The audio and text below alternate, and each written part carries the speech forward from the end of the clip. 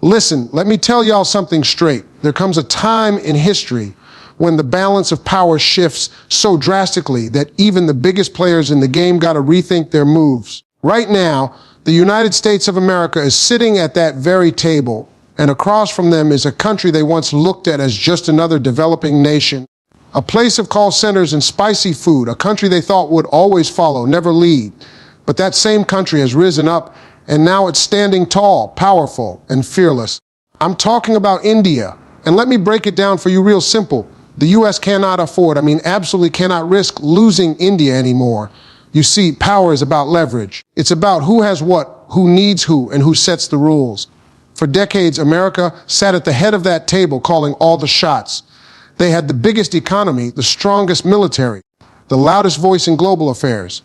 They'd point a finger and nations would jump.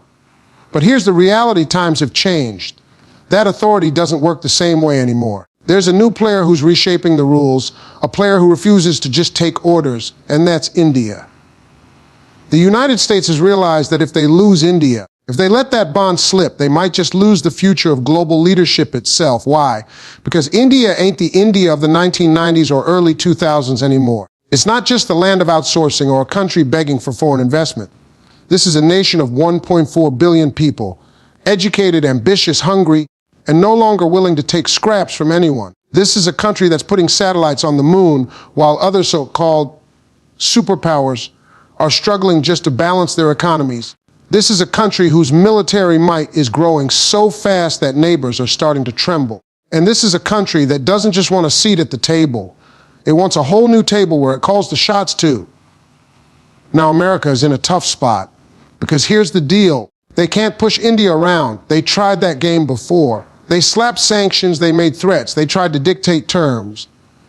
But India didn't bow down, it didn't fold. India doubled down on self-reliance. It built its own tech industry, its own defense projects, its own space programs. It told the world, we'll make our own way if we have to. And America saw that. They saw that India doesn't need them the way it used to. But America, oh, they need India now more than ever. Think about the global chessboard right now. China is rising fast, challenging US dominance at every corner. Russia is out here shaking the foundations of alliances. The Middle East is always boiling with tensions. Europe, divided, struggling with its own internal fractures. In that storm, who does America see standing strong, holding ground, not afraid to speak up? India. And that's when America realized this isn't just a partner of convenience anymore. This is a partner of necessity. Without India, America has no counterbalance to China in Asia. Without India, America loses influence in the Indo-Pacific, the most critical region for the 21st century. Without India, America's voice doesn't carry the same weight in the global South, where countries are tired of being bullied and want an alternative power to look up to. See, America needs India for three main reasons: economic security and global influence. Let's talk economics first. India is one of the fastest growing major economies on this planet. When most of the developed world is crawling, India is sprinting.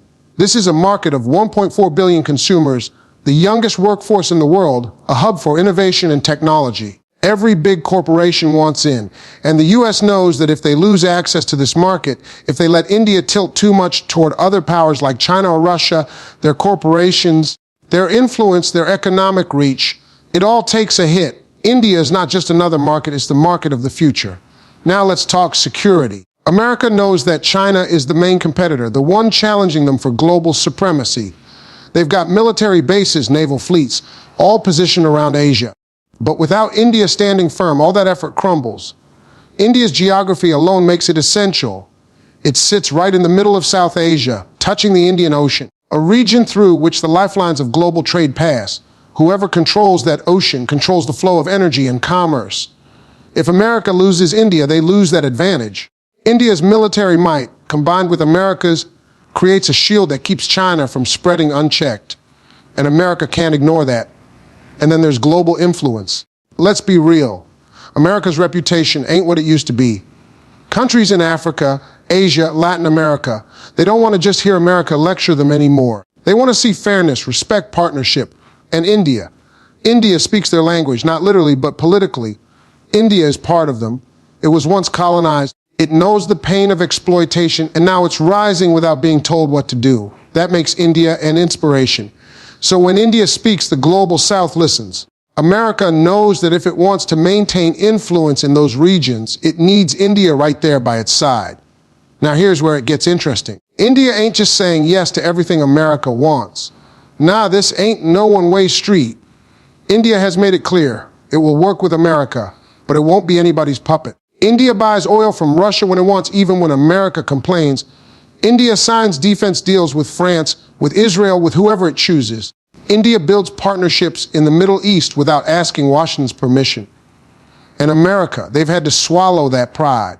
They've had to accept that India is not the junior partner, it's an equal. That right there is the real shift. America isn't used to treating others as equals. They're used to leading, demanding, expecting obedience. But with India, they can't play that card because India will walk away. And guess what? India has options. It can lean on Russia for military support. It can lean on China for trade if it wants to. It can build alliances with the Middle East for energy. And that freedom scares America. That's why they can't risk losing India. Because losing India doesn't just mean losing a friend. It means watching India walk over to the other side of the chessboard. And that, my friends, would be a nightmare for Washington. See, this ain't just politics, it's survival.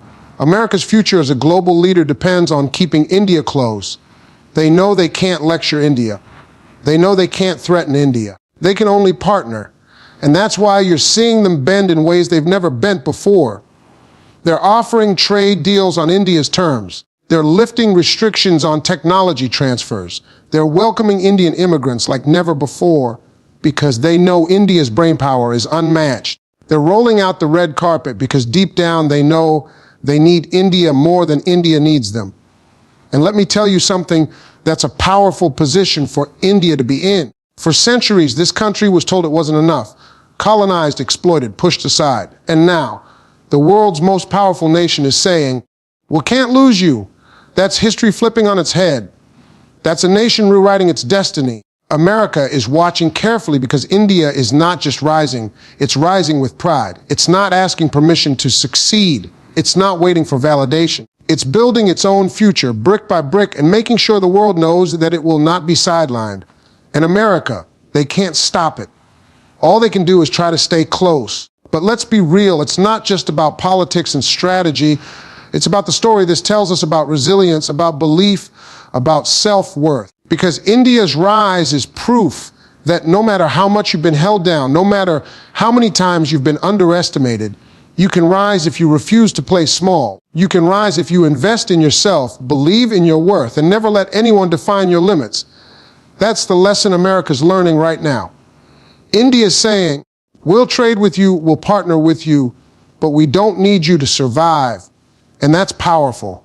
That's the kind of energy that changes the world. And America knows it. They can't risk losing India anymore because without India, they lose the future. And when the future is at stake, even the biggest superpower has to humble itself. So when you look at the big picture, it ain't about whether America wants India or not. It's about the fact that America has no choice. The world has changed, the board has shifted, and India holds too many cards. That's why the US can't risk losing India anymore. And the truth is, deep down, they know that if they play it wrong, history will not be written in Washington. It'll be written in New Delhi. The future isn't about who leads alone. It's about who earns respect. And right now, India's respect is the one America can't afford to lose. You see, for too long, the idea of power in this world was tied to domination. It was all about who had the biggest military, who had the loudest voice, who could throw their weight around and expect everyone else to fall in line. But that old way of doing things is breaking down. Because respect, not domination, is the new currency of global power. And America, for all its strength, has realized that if it doesn't have India's respect, it doesn't have the future. Now let me tell you why this respect is different. Respect isn't something you can buy. It isn't something you can bully someone into giving. Respect is earned through action, through consistency, through standing your ground when it's easier to bow down. And India has shown the world over and over that it's not about to bend just because a big power says so. That's why its respect is so valuable. When India looks you in the eye and says, "We'll stand with you," that means something. It means you've got a partner who isn't there out of fear or weakness, but out of choice. And that's the kind of respect America needs more than anything else right now. Because look around, countries are tired of being told what to do. They're tired of being treated like pawns on someone else's chessboard. They want leaders who respect them, who listen, who treat them as equals. And here's where India has flipped the script. India has shown that you can rise without being a puppet, that you can build strength without asking permission. That example has set fire to imaginations all across the global south. Nations are looking at India and saying, if they can do it, why not us? And America is watching carefully because if India respects them, those other nations are more likely to respect them too. But if India turns its back, then that respect America used to enjoy starts to evaporate. Respect changes the game in a way raw power can't. You can force obedience, but you can't force admiration. America has used force before. It's gone into wars, toppled governments, thrown sanctions left and right. But at the end of the day, that never built trust. It never built loyalty. It only created resentment, and resentment doesn't hold alliances together. Respect does. That's why America's future hinges on India's respect. Because India's respect is the bridge between America and the rest of the world that's tired of being dictated to. Now, here's the tricky part. America is used to people chasing after its approval. For decades, countries begged for U.S. investment, begged for U.S. military protection, begged for U.S. recognition. But India flipped that whole game upside down. India said, we'll build our own industries, we'll defend our own borders, we'll create our own path. And suddenly, America found itself in a position it's not used to. It has to chase India's respect. That's humbling for a superpower. That's a reality check like no other. Think about it like this. In a relationship, when one partner has always had the upper hand, they start to take the other for granted. They expect loyalty without effort. They expect obedience without compromise. But one day, that partner grows, matures, realizes their own worth, and suddenly the balance shifts. Now the one who used to take things for granted has to fight for respect, has to prove their value. That's exactly what's happening between America and India. America can no longer assume respect. It has to earn it. And that's why India's respect is priceless. Respect is also tied to credibility. And let's be honest, America's credibility has taken some hits in recent years. Wars that didn't go as planned, promises that weren't kept, alliances that cracked under pressure. People have started asking, can we really trust America? But when India still chooses to engage, when India still gives its respect, that signals to the rest of the world that America still has value. India acts like a validator now. Its respect works like a stamp of approval that others look at and say, all right, if India respects them, then maybe we should too. Lose that, and America loses one of its last big connections to global credibility. But respect is not free. India has set conditions for it, even if it doesn't say them out loud. Respect India's sovereignty. Respect India's choices. Respect India's right to put its own people first. Respect India's role as not just a regional power, but a global one. And America, if it wants to hold on, has to step up. That means no more treating India like a sidekick, no more pressuring it into choices that go against its interests, no more assuming it will follow blindly. The respect America needs is earned by giving respect in return. Now let's break down why this is so urgent. The world is shifting toward multipolarity. That's just a fancy way of saying there isn't just one leader anymore. There are multiple centers of power. China has one, Russia has one, the European Union has one, and now India is carving out its own. In that kind of world, respect is what decides who collaborates with whom, who builds bridges instead of walls. If America loses India's respect, then India's influence can easily swing other nations away from Washington. That's not just losing one partner, that's losing a whole network of potential alliances. And let me tell you, respect in today's world is magnetic. When people respect you, they want to do business with you. They want to partner with you. They want to stand with you in tough times.